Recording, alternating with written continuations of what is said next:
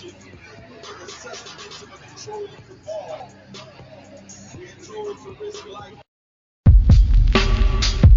I tell any secrets of the Mau Mau, this oath will kill me. If I am called in the night and refuse to come, this oath will kill me. If I see anyone steal white man's property, I must help him. I must hide what he gives me and say nothing, or this oath will kill me.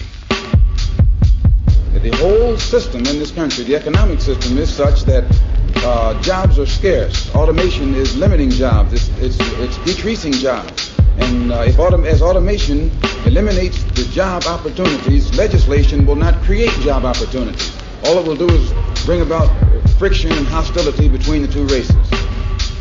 You see, there will be no progressive revival if black folks are not deeply involved in it. I will obey all orders of the Mau Mau, or this oath will kill me.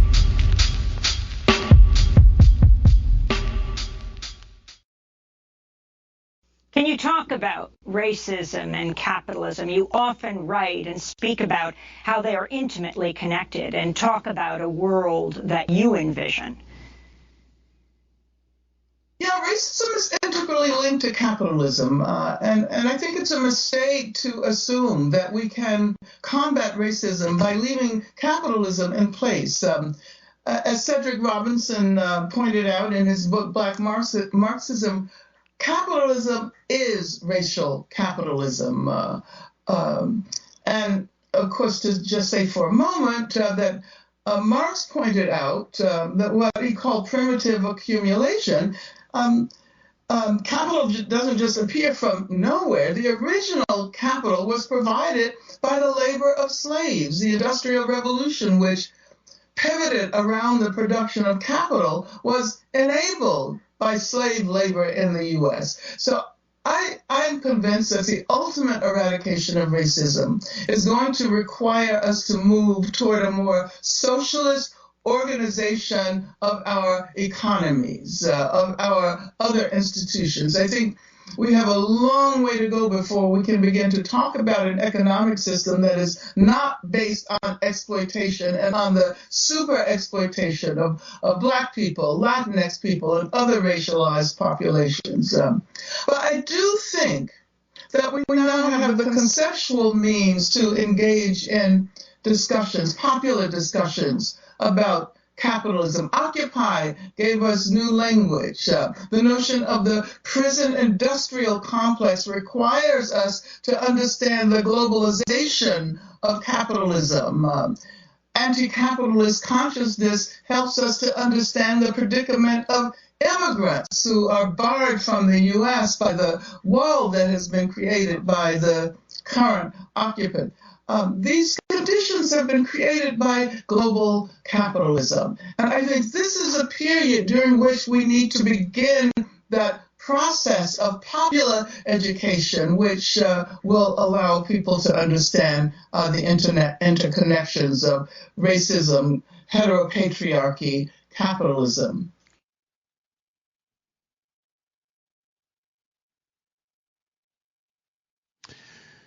Hello, good evening, everyone, and welcome to another episode of the Mau Mau Hour with Pascal Robert.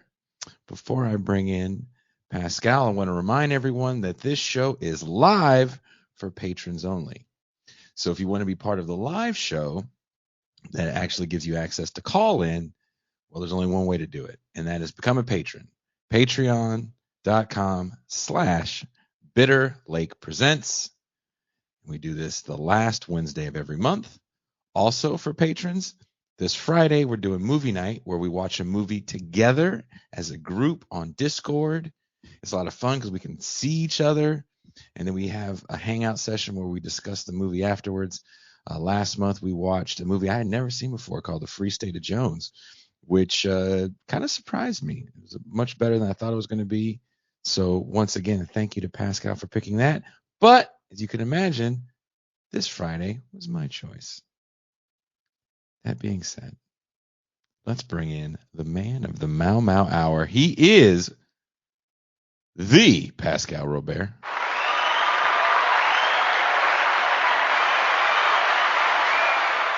Peace and greetings to the chat. Peace and greetings to the audience. Peace and greetings, Jason Miles. Peace and greetings, friends, enemies, and otherwise. And also, the phone lines are open for patrons. And the person handling and screening these calls is the Haitian sensation, M. Toussaint.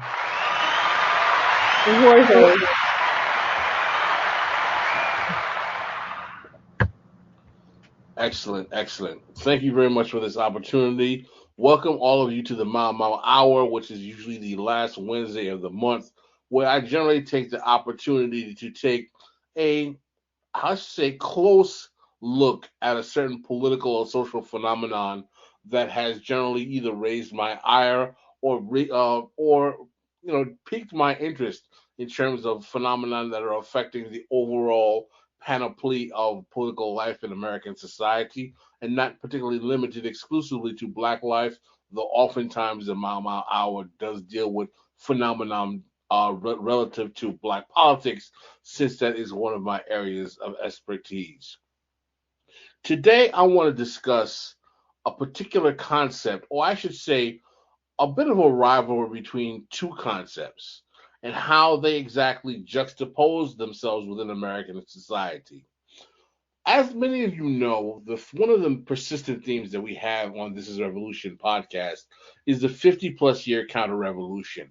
And not to be redundant, but what that does is that it posits the theory that all of American politics, if not world politics, post the civil rights era from the period rising from 1968 onward, has been a counter revolutionary force against the politics of the New Deal civil rights coalition that coalesced around the 1960s. In the face of that reality and understanding that 50 plus year counter revolution, which most of our politics for most of our lives have developed within, one of the questions that has been persistent to me, that has piqued my interest in this contemporary moment where we're seeing the rise of a particular type of quote unquote anti-racism, if you will, that is rooted in diversity, equity, and inclusion, or equality of opportunity, recognition, and participation, is how much has there been a blurring in the consciousness of the American body politic, as well as within communities of color, if you will, between the vicissitudes, sufferings, and ills of capitalism in its various manifestations, and a phenomenon that I think is overly ascribed as the blame or the cause for the ills of that community. And the phenomenon I'm talking about is one called white supremacy. Now, automatically, as you know, there are many people who believe that when you frame white supremacy as a phenomenon that is overly ascribed for the ills and the harms that affect community of color, that people are going to say is like, oh, you don't take white supremacy seriously, you don't think white supremacy is real, so on and so forth, et cetera, so on and so forth. I think one of the first things that we have to do to assail all of those allegations off the bat is that let's try to come to an understanding exactly of what we mean by this phenomenon of quote unquote white supremacy.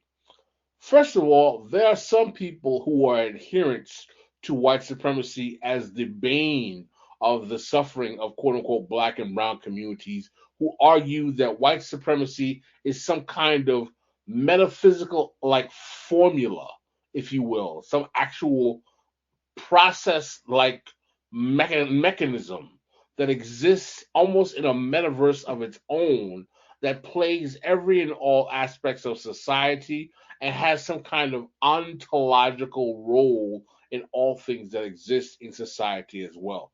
What does that mean, ontological?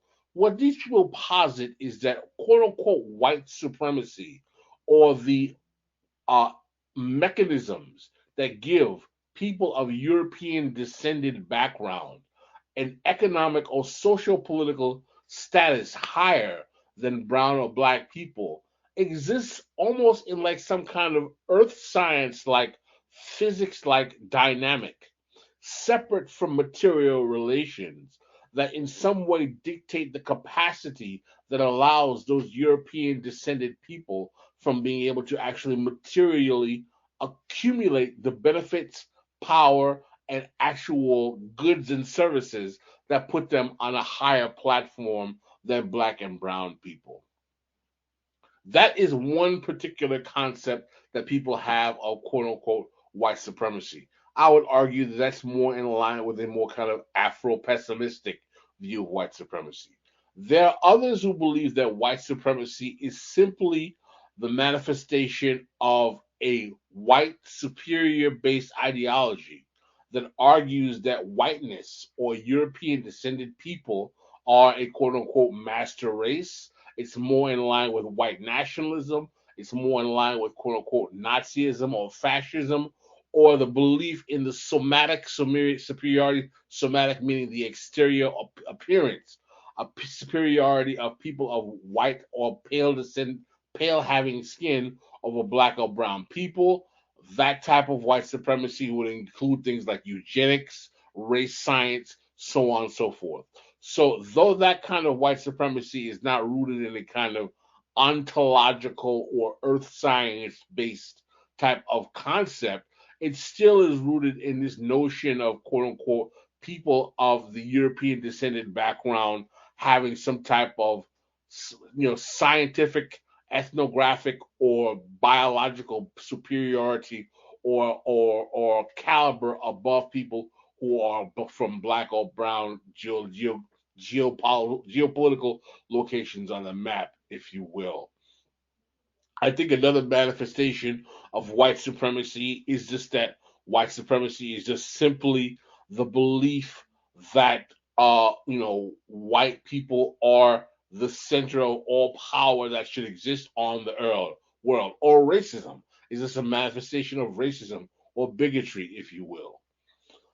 That being said, the argument that I would make is that regardless of what form of white supremacy you adhere to, whether the one that is ontological, that is like earth science, that believes that white supremacy is some kind of extreme metaphysical type of, process or mechanism, or it's the one that is more of the kind of Nazi white supremacist eugenics type, or whether it's the one that's a simple belief in white racism or belief that white people are better or just simple racism, all of these processes or variations of white superiority stem from the phenomenon of material relationships between European descended people and black and brown people of the world.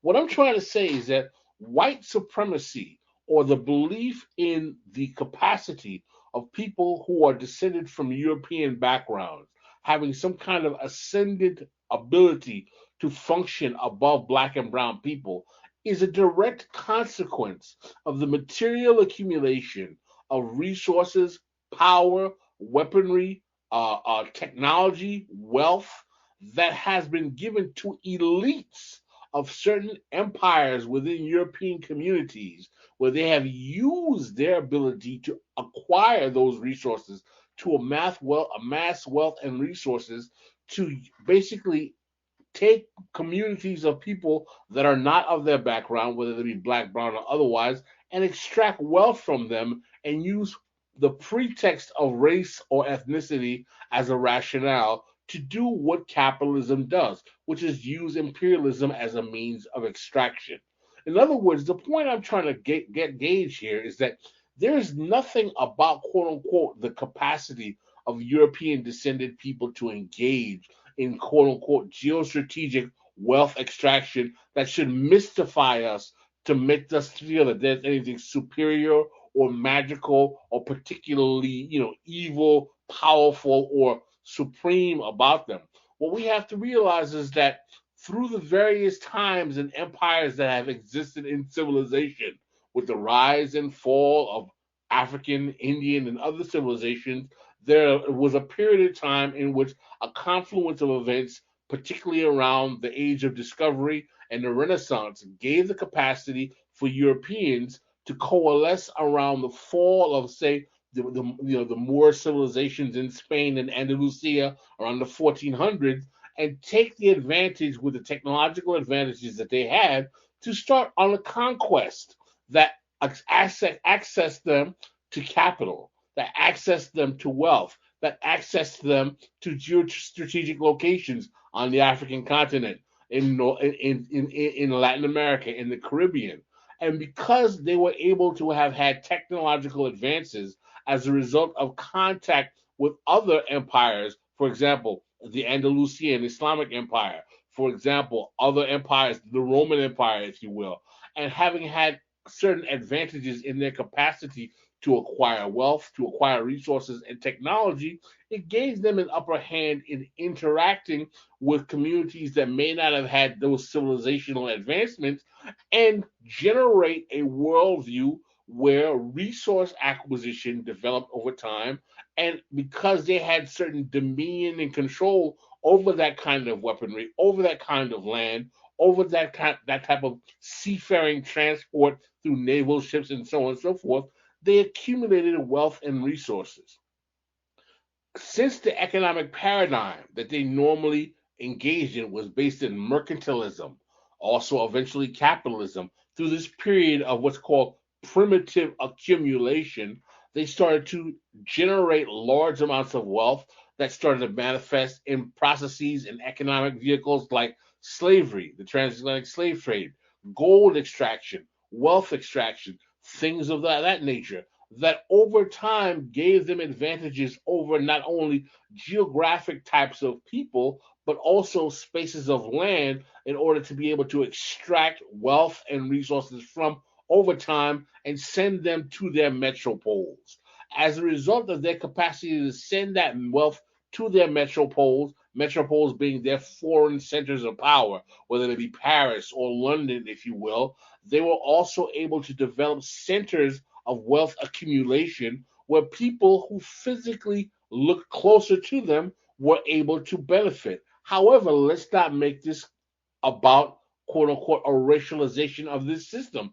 Even in this period of empire development, there were many people who were white or European descended who were not benefiting from these systems, particularly when these systems started to develop more industrially in terms of their economic mechanisms, in terms of how they actually started to develop labor. You would find that there were many whites who were suffering horrifically in terms of their ability to work, their ability, their quality of life, and their ability to survive in these same metropoles. So the notion that somehow, quote unquote, whiteness in and of itself was a key to being able to guarantee someone an assurance to be able to be elevated above black and brown people is a misnomer. One of the things that we have to understand, and it's very difficult for us to understand, is that whiteness is a product of the North American mechanisms of primitive accumulation. The first time we find any kind of documentation of the term or concept of whiteness is in the 1600s in the United States, in what would become the United States. It was not the United States at that time, in Virginia, around the period of Bacon's rebellions, when we're actually seeing black people and poor whites trying to come together to fight to actually challenge elites at that time. So the need to create whiteness, as that really great book from Theodore Allen, The Creation of the Whiteness, I believe it's entitled, discusses how whiteness is created as a means to deny the capacity of poor and working class people from various different racial backgrounds, or there's only one race, it's a human race, various physical descriptions, being able to come together and unite and come together and challenge the lords of capital.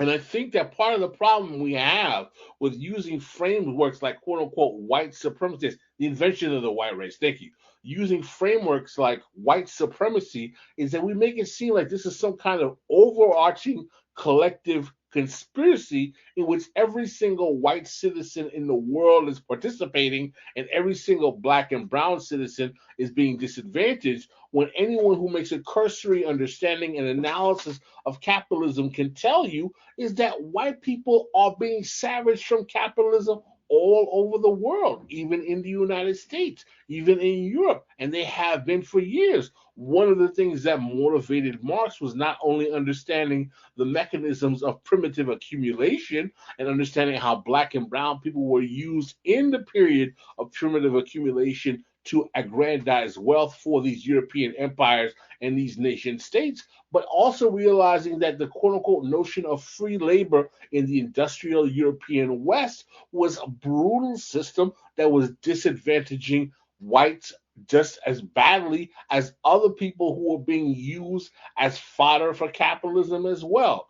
So the point of today's Mao Mao Hour is to make the argument that oftentimes when we look at phenomenon that are disadvantaging black or brown communities, we oftentimes normalize the assumption that white supremacy is the cause. And, oh, it's white. See, that gentrification is because of white supremacy. It's because of white supremacy that all those black folk have some subpar housing. Mass incarceration is definitely because of white supremacy.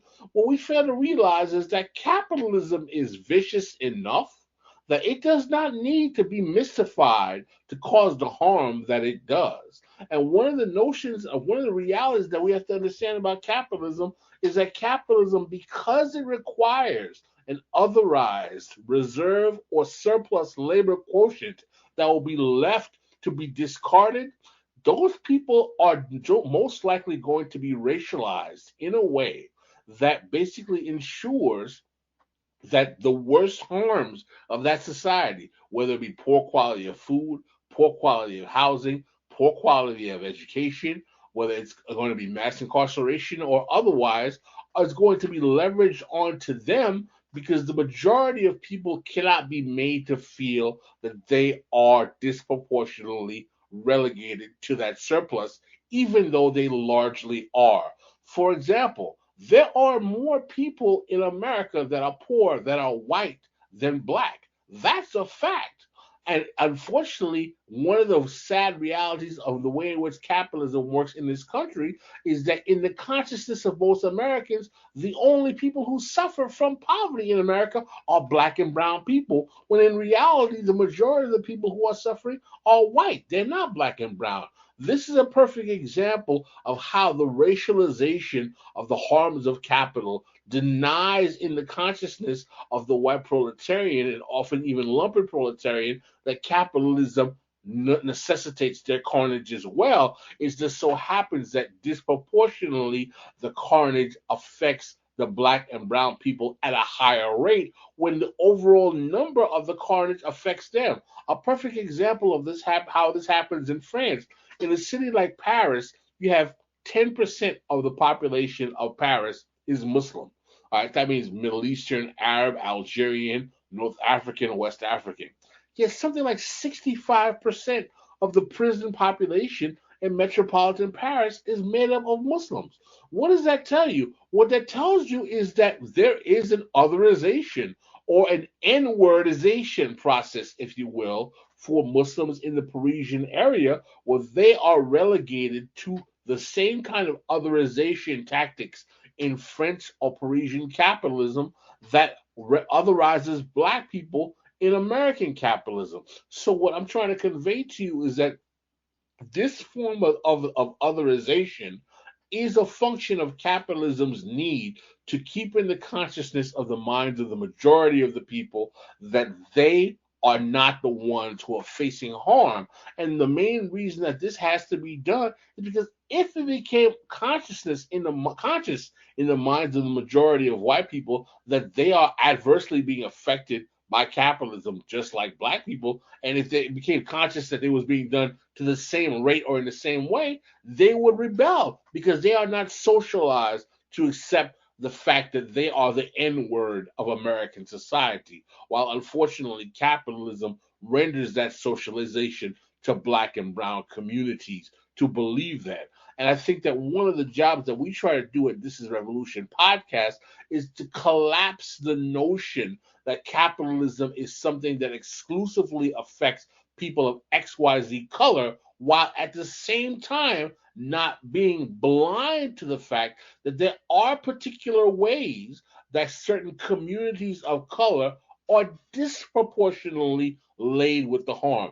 That doesn't deny that white and poor working class communities aren't facing a form of mass incarceration, aren't facing social harms, aren't facing job loss, but it also demonstrates that brown communities, because of the overall way over time that these vicissitudes have been weighed with those harms, have accumulated a certain type of carnage amongst themselves that basically is material in its consequence. So my position is not to deny that there is not a way in which the racialized accumulation of benefits and resources to quote unquote white people gives them a certain racial advantage in some ways and sometimes. My goal is to say that we need to demystify this notion of relegating everything to quote unquote simply white supremacy and realizing that oftentimes many of the carnages that black and brown communities are facing are actually much more in tune with the way in which capitalism, particularly in its more recent iteration, which we call neoliberalism, which I would argue is really just a hyper form of free marketism or privatization, if you will.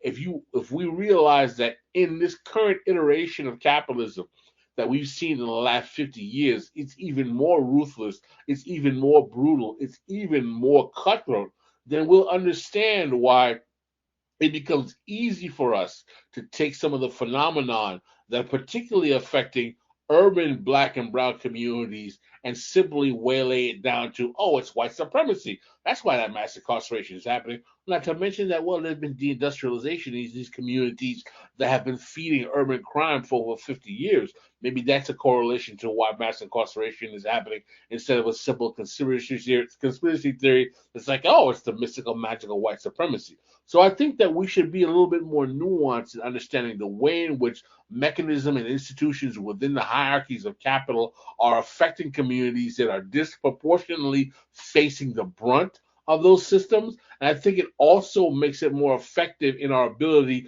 to challenge the workings of capitalist systems, to use that type of more sophisticated and nuanced language in thinking and challenging those hierarchies, as opposed to simply laying everything down to a kind of cross-band, broad, quote-unquote, white supremacy is a problem.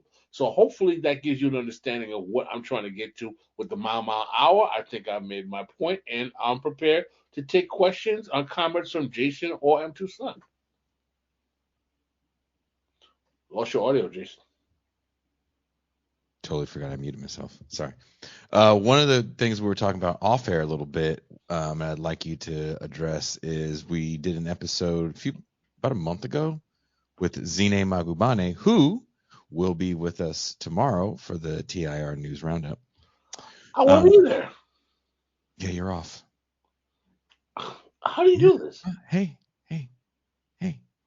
You rest your stars when it's playoff season. Just your Shaq. Just deal with it.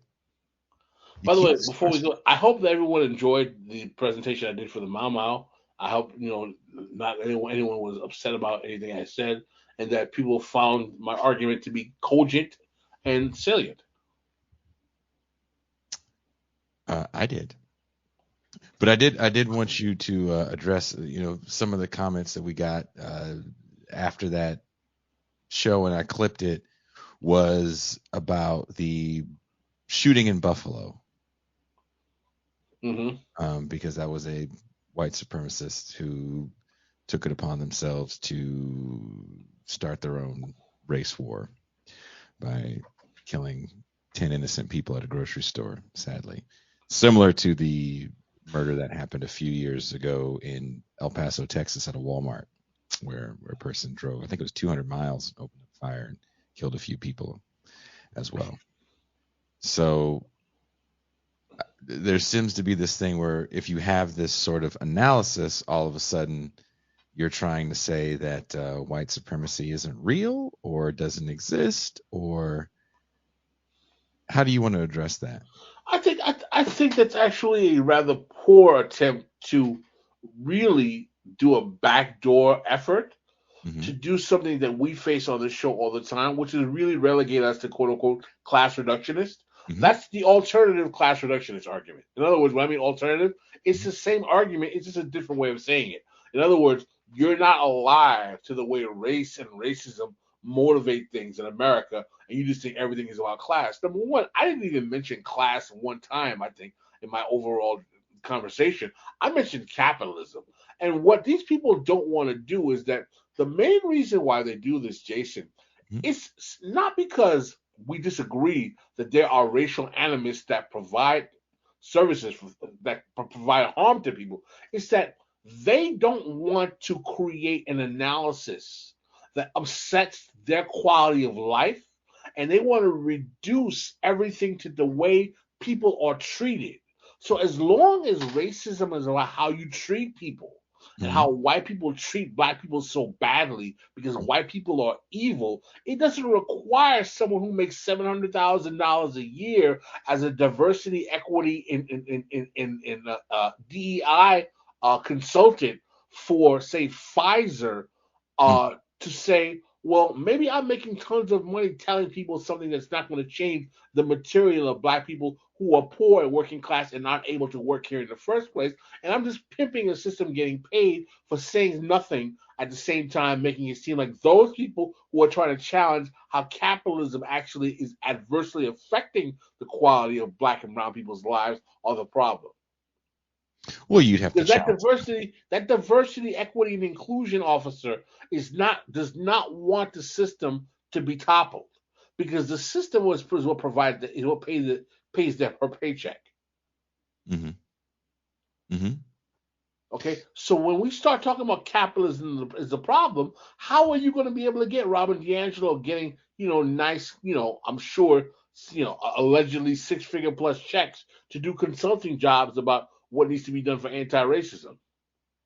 Mm-hmm.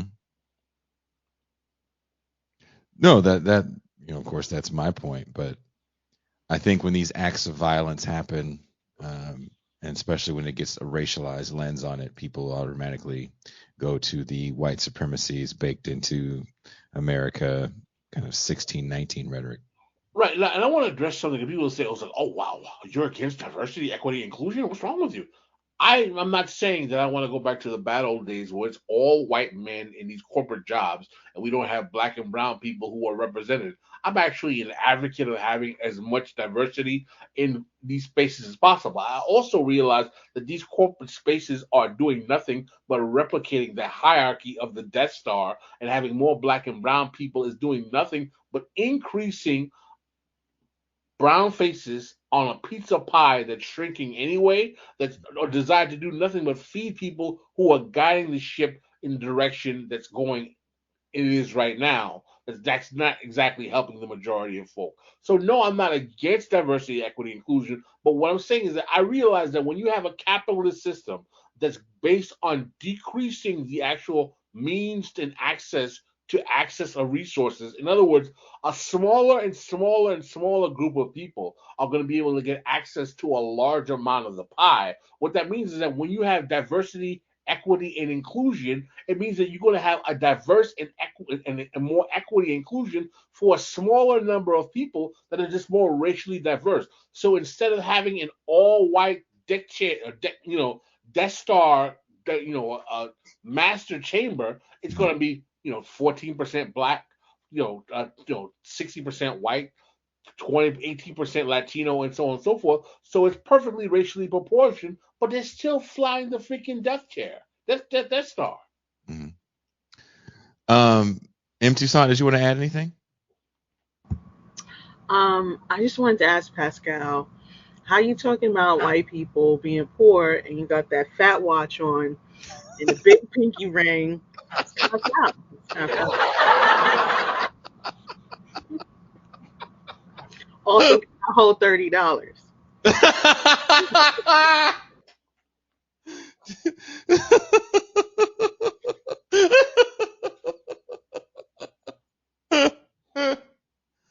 But let me add this to the discussion, and also the phone lines are open for patrons. Again, this show is recorded for patrons only live. We do a replay right after we're done at 6 p.m. So if you're watching this on the replay, then the phone lines are definitely closed. But what do you say to the idea that things like anti-racism and intersectionality actually are liberatory ideologies and have been captured by elites? I want to make the argument that anytime we're approaching issues of race from a race relations framework, what does that mean, a race relations framework?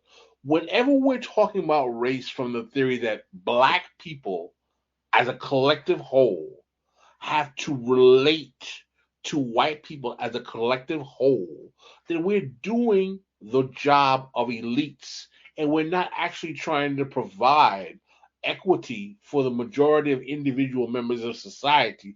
We're trying to find a way to fit black people into a socially controlled space that allows them to function within the parameters of already existing capitalism, so that the chosen racial arbiter or broker for them can pick and choose how they'll fit into the system.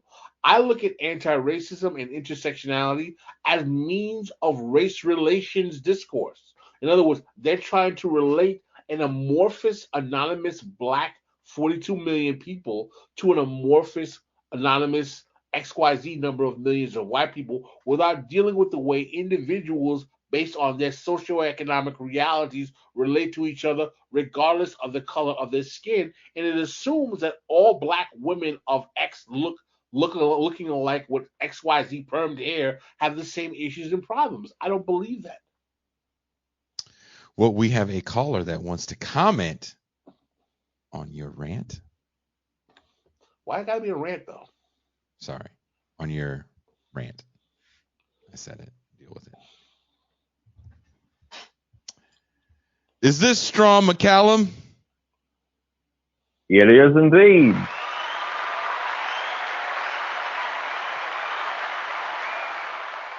Strom, what is your comment? Well, my comment is this. I think that we have to be totally unabashed about the fact that grounding issues like these in political economy is not to downplay them. I mean, just because we ground the issue of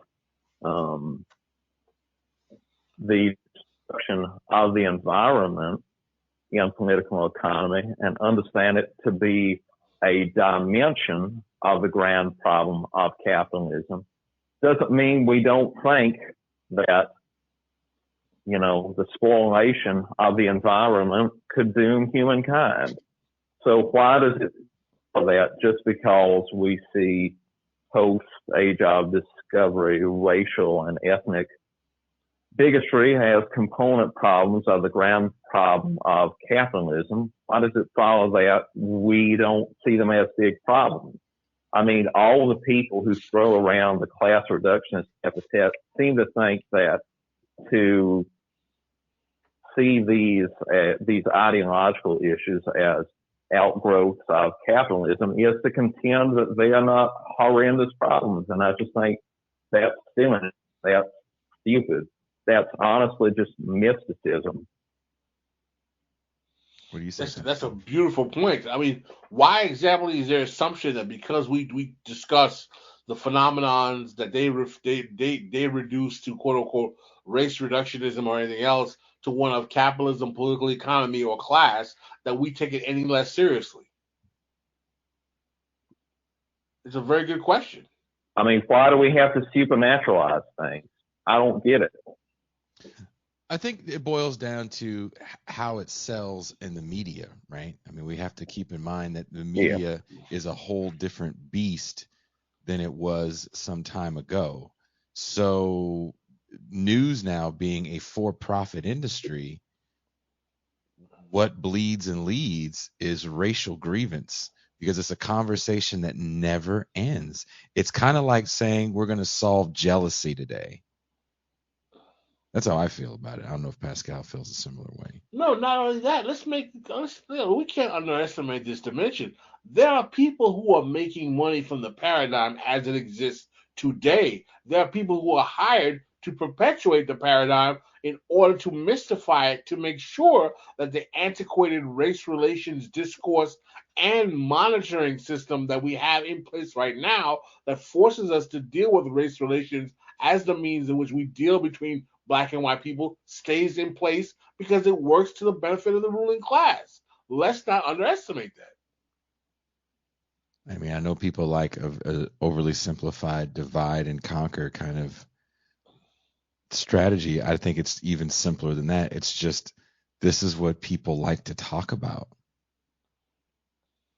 I mean, it's in the news. There was multiple shootings over the weekend when the Buffalo shooting happened.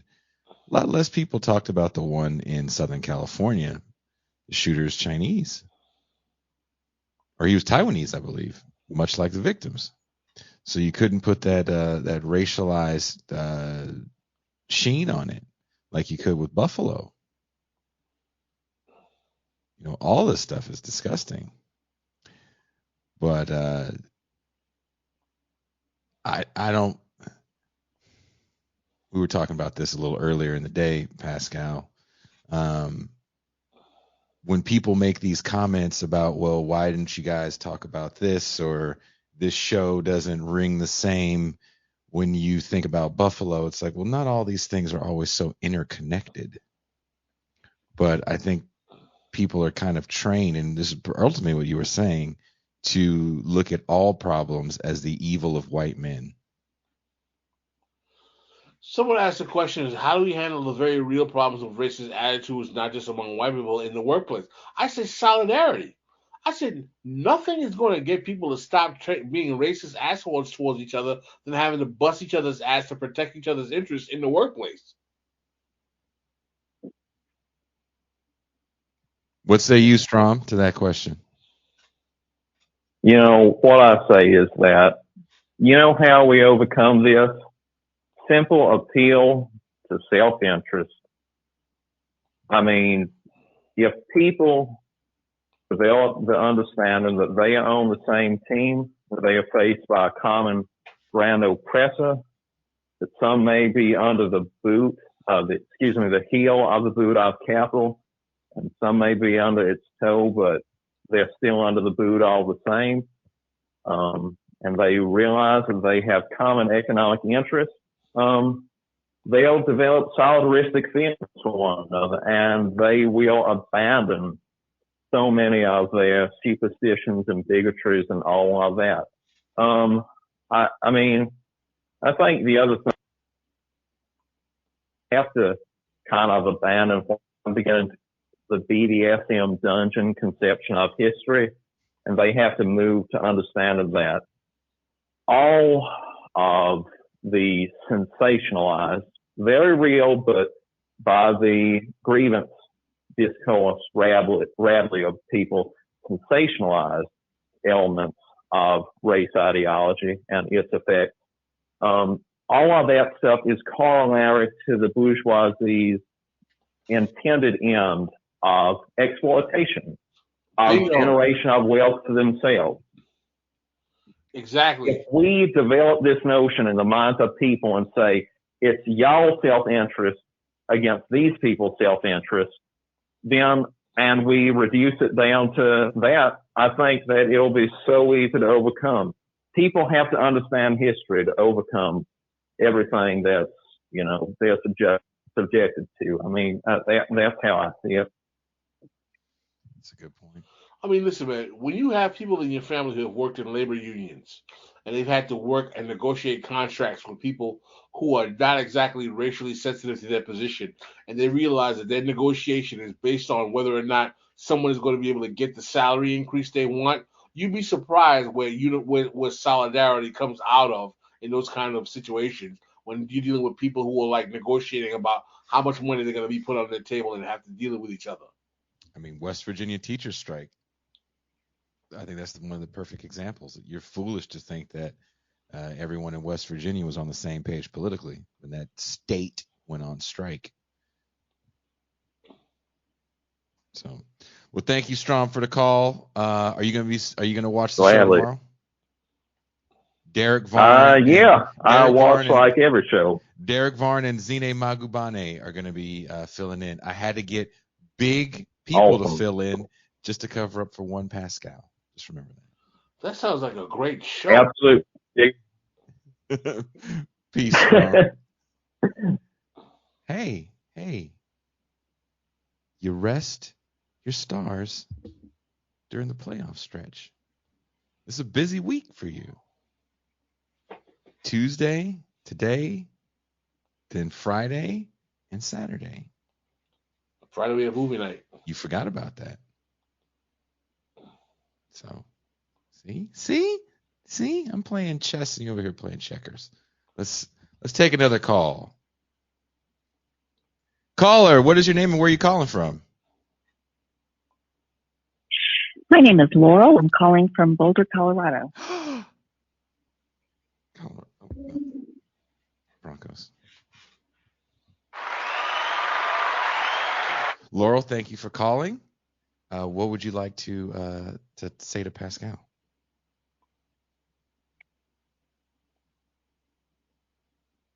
Professor's podcast on Haiti and voodooism, which I found just brilliant and enlightening. I was wondering if Pascal has heard of the newish book, Gangsters of Capitalism, which is sort of Smedley Butler's Mea Culpa.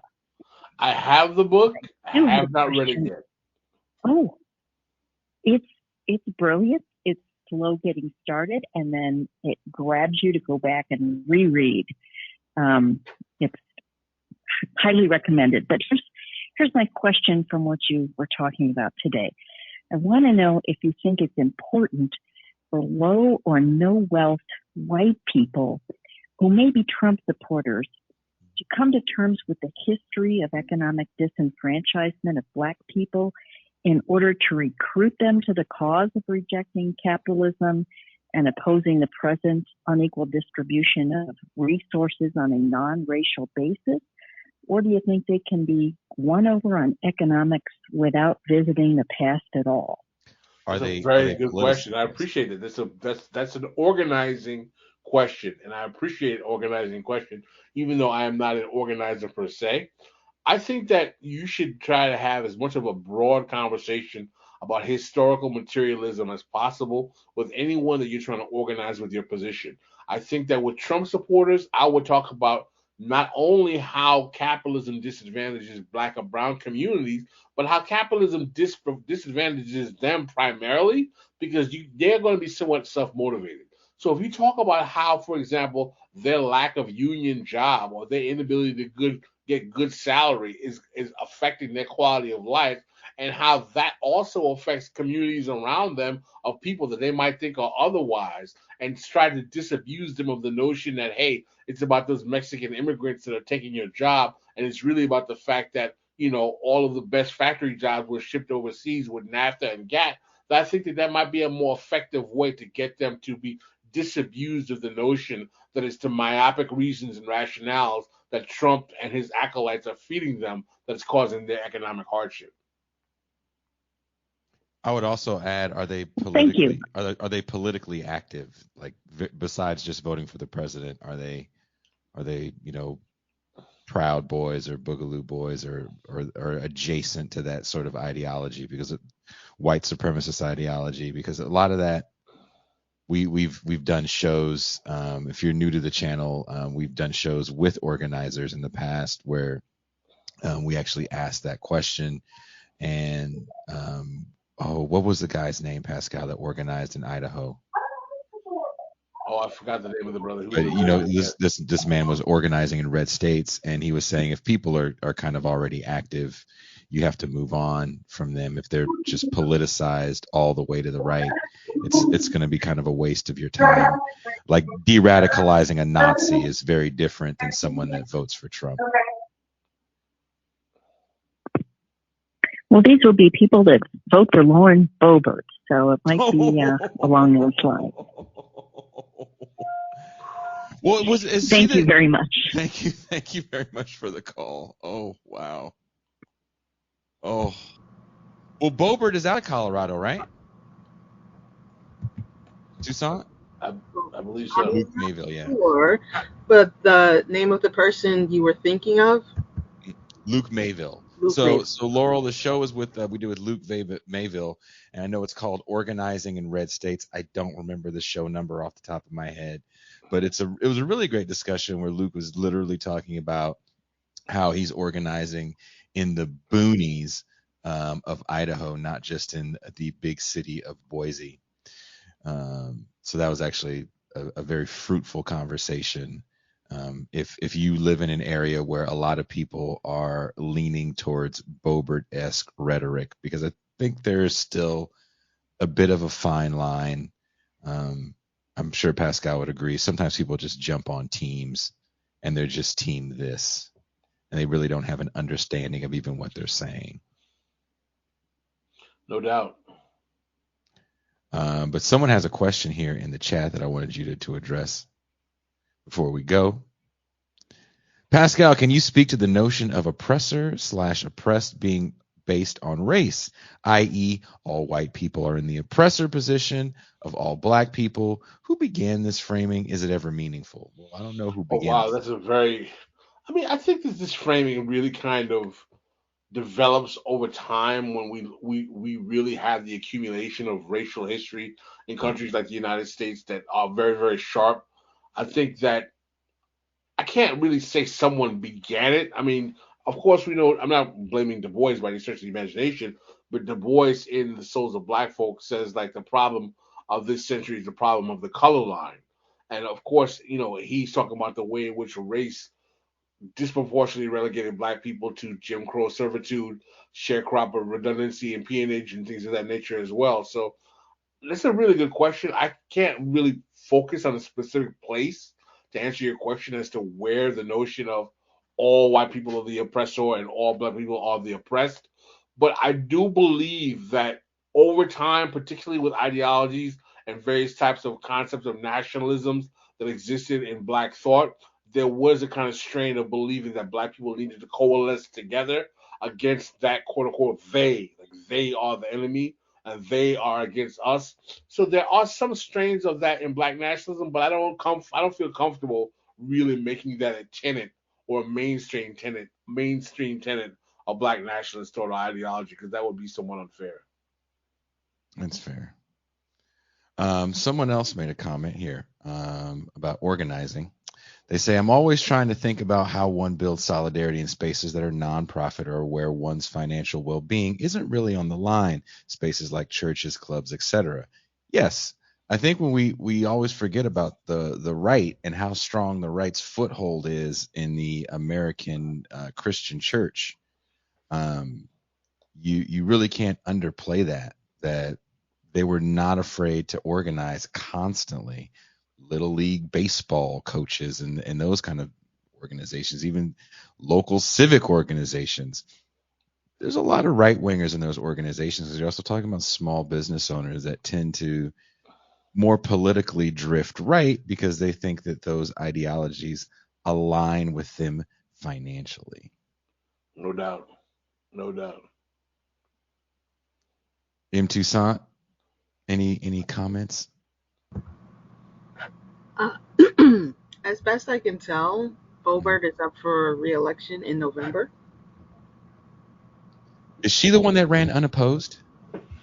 No, she has opposition. 3 Dems. Oh. Wow. What does it look like for her? I'm not following the race. Neither am I. Oh wow, bring it up and you're not following. Come on, and do something, I man. didn't bring it up. He's the one who's interested in Bobert. Well, I mean, I feel for this. I feel for this caller that called in Yeah. because I know what it's like, and we all know what it's like when you are talking to someone and they say something so hideously racist or tone deaf. You're like, I can't believe you said that. Like you don't really believe that, do you? And what is a strategy for reaching these people? And definitely, I think the economic strategy is one. But I think also you're talking to people that believe in sides and teams. So if they think you are a quote unquote Democrat, then they're going to automatically assume a lot about you. So what always messes people up about me is I'm not a fan of Obama. They think Yeah. you're a Democrat, so you must love Obama. Like, no, not necessarily. And I'm not a Democrat. Also, Hello. you're black. They think you have to Yes. love Obama. Yes. Yeah. He says Yeah. she's being targeted by the same group that went after Madison. Is that Bobert or this poor caller? I am not sure. I don't see much about her that was super recent. Bobert is out of where again? Colorado. Colorado? Right. She's not to be confused with the other one who's from Florida. What's the other one from Florida? Maybe you're thinking Georgia, Marjorie Taylor Greene. Audrey Taylor Greene, I'm sorry. Yeah. I mean, they're both extremely ridiculous. New I York mean, I Post think that they really, I feel like they're kind of pranking, like Congress. But seriously, they are the right wing side of what people talk about with AOC. If AOC is a product of a new generation of internet celebrity, they're the same thing, but for the right.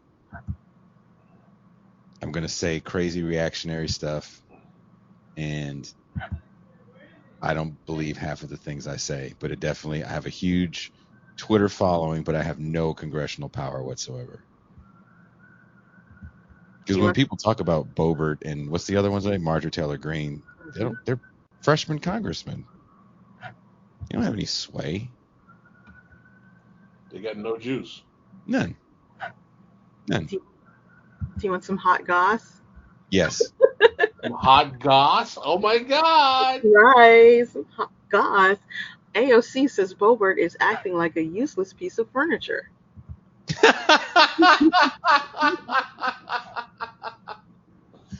That sounds like to me is someone pro wrestling. That sounds like someone had a podcast just talking about that. There's some people, we're not going to mention names, who do literally WWF style coverage of progressive Congress people Mm-hmm.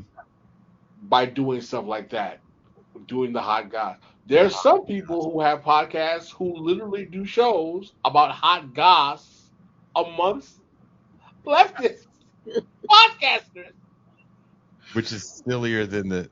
So Pedro says they fundraise a lot for the right. No, I mean, how much money can you really get out of these small districts that they're out of? It's not Nancy Pelosi. Marjorie Taylor Greene is a top fundraiser, though. Is she a top fundraiser? Yeah. I think they could bring in some money. I think I can see AOC bringing in some cash. AOC is also a big fundraiser. Mm-hmm. But why do they not have any juice, though? Oh, the seniority is a thing in the Congress and government. You know that's for sure. They are freshmen. You got to work up that machine.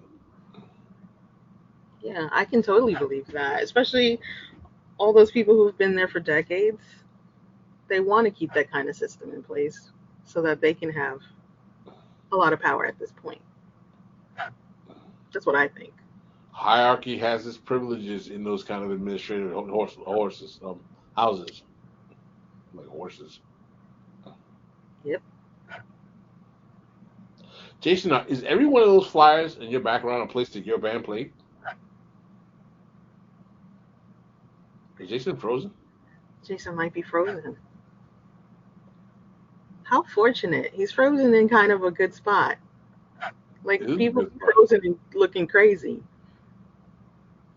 Good job, Jason. How Okay. do we get Jason frozen? Is he still here? I don't know. All right. Well, how would you like to wrap this up? It's top of the hour. Well, I want to thank everyone for coming out for this episode of the Mau Mau Hour. Look for tomorrow, Thursday night, for our news roundup, where I believe that Jason has been able to procure Zena Magabune as well as Derek Vaughn as his guests. Besides that, thank you, M. Toussaint, for being our moderator du jour. As usual, you've done a wonderful job. Thank you. And on that note, if we can actually sign out on that note, because Jason seems to be. By the way, thanks Strom and thank Laurel, our callers. Luke I was about to say Luke Melville. Luke Mayville was a guest we had on our show a while back. Thank you for our callers as well for calling in our program. But are we able to wrap it up? I'm Toussaint. I don't know. I think we've completely lost Jason.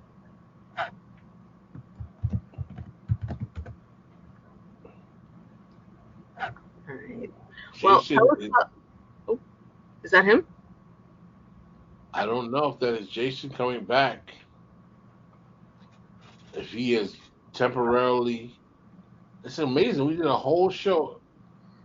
Jason says, I got a text from him. He says Jason's internet is dead. He has no idea what's going on. He said keep talking until he gets back. Well, anyway, Tell since us about the Jason, last time you had a beef patty on 165 in Jamaica, and last time oh you got my some sneakers at the Coliseum. Shirley, where you been? Shirley, I haven't seen you on the screen in ages, man. I'm about to say, did Shirley bail out on me? Shirley used to be here every time for the Mile Mile Hour. I haven't seen her the longest, and now she's coming towards the end, talking about Jason got taken by the Mexican cartel. The last time I was in New York, I think it was 2013. But the last time I had a beef patty on 165 off by Jamaica, oh my gosh. You're talking the early 90s. You're talking the early 90s. Are you vegetarian? I'm not a vegetarian. Oh, Shirley, you've been on vacation? I hope you're having a good time. Shirley is a longtime fan of the show. She has been a dedicated supporter. Good friend of mine. Always defending my interests on the show. Always appreciate Shirley. Call in, I'm Shirley. not. What do you say? I said call in, Shirley. We got some time. Oh, Shirley, why don't you cook? Is the number still there? Shirley, you want to call in? See if you get Shirley to call in. We got some time. Jason out here fumbling around with his internet. We don't know what's going on with him. We can't even sign off. For real. Because, Shirley said the Mexican cartel got Jason. I don't know what's going on. The show was going great. Everything was going excellent. And then, like, the last 5 minutes, Jason gets taken. I'm like, what is going on? Oh, Shirley said she gonna want one moment. Shirley, you on vacation, so we know all you doing is suntanning. And Toussaint, what's going on with you in your world? What's going on with me in my world? Moderator du jour, right? I am moderator du jour. I just got another wrench, from David Feldman's show. So I'm a moderator there too now. Do you moderate for Feldman? Now, yeah. So Feldman gives you metaphorical wrenches for you helping him moderate? Metaphorical. My wrench is real. How do you need a real wrench to moderate on the internet? What'd you say? How do you need a real wrench to moderate on the internet? Well, it's real in the sense that I have certain privileges. How about that? And a little wrench next to my name. Now you started moderating for Majority Report, right? Yes, I've been moderating for Majority Report, I want to say maybe 2 years. I also moderated for Jacobin. I am a moderator for Champagne Sharks as well. Champagne Sharks. Whose show is that? Trevor Bolu. I don't know how to pronounce his last name. I don't remember. Oh, wait, we have a call. It's Shirley. Uh-oh. All right. Try to get her through. Shirley? Hi.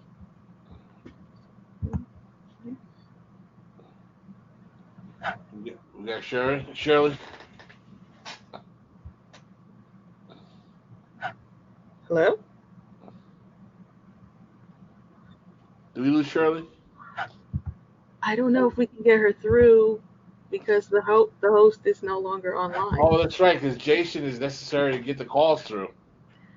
Who knew he was so important? Oh, wow. So we got another.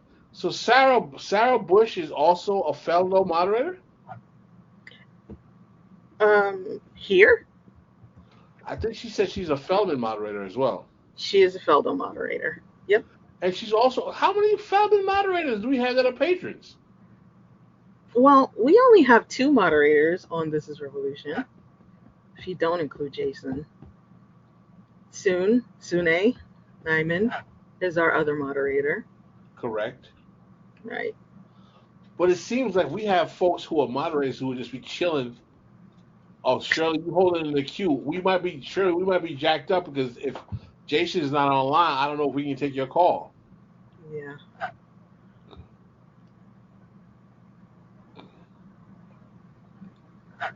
Jason's like lost all internet service.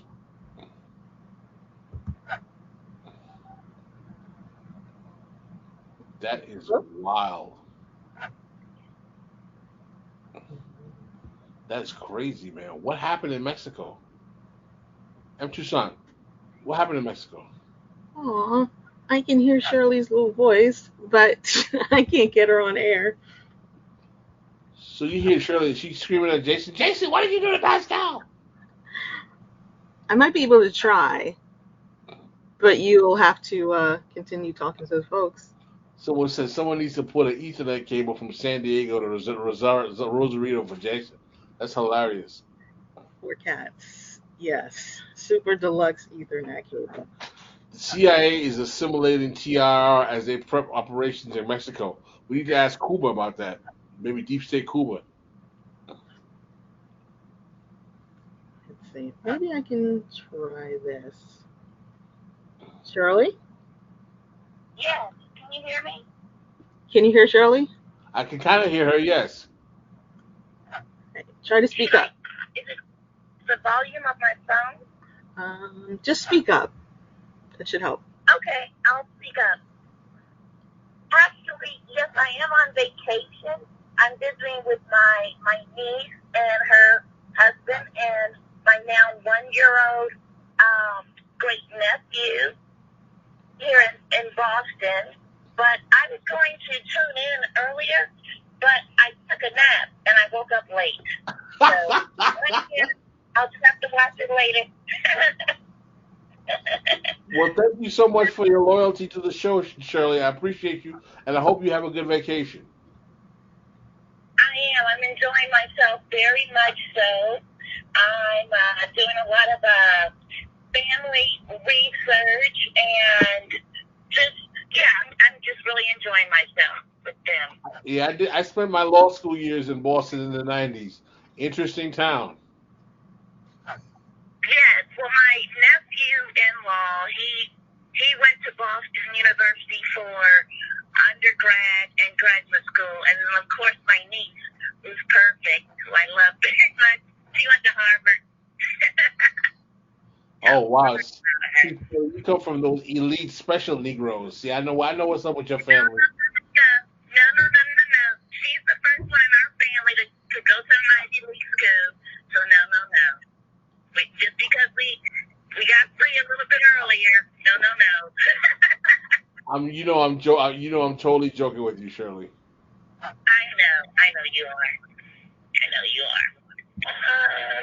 So really, what happened with Jason?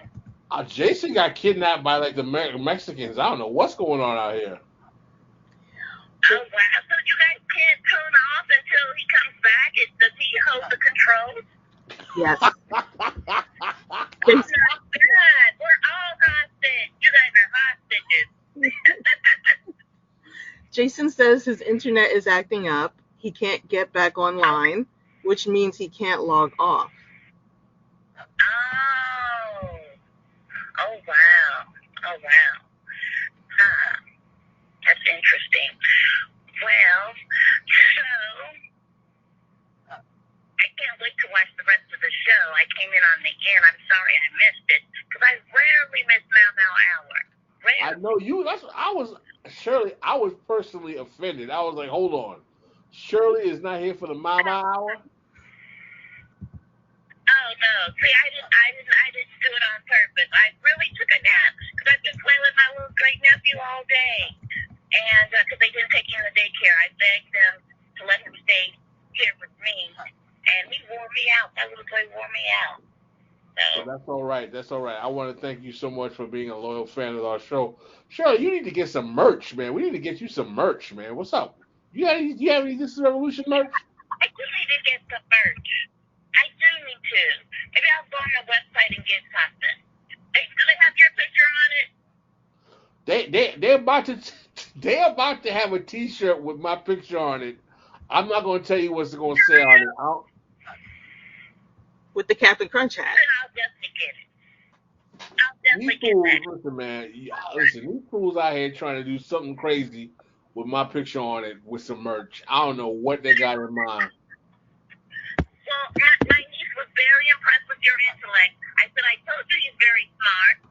She said, interesting. I can see she thinks you're very smart. Thank you so much, Shirley. I appreciate it so much. Oh, see, Jason is back. You're very welcome. I'm going to let you guys go, but just wanted to check in with you, and everybody's doing well. Okay, bye-bye, Shirley. Thank you. Bye-bye. Bye. Bye. You lost your sound, Jason. Sound.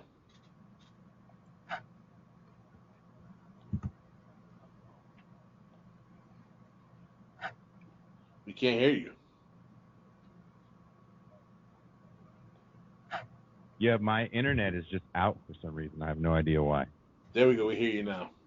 Yeah, I don't care. Internet's out. I have no idea why. So listen, let's take the opportunity to wrap up before you. Yeah, I was trying to do that. All right. Well, thank you guys very much. And sorry for the error. And I'll have to figure out what's going on by tomorrow. All right. You want to sign off, M. Toussaint and Pascal? Sure. All right, Jason, you have a good night. Let us know what's going on. All right, brother? All right. We are out.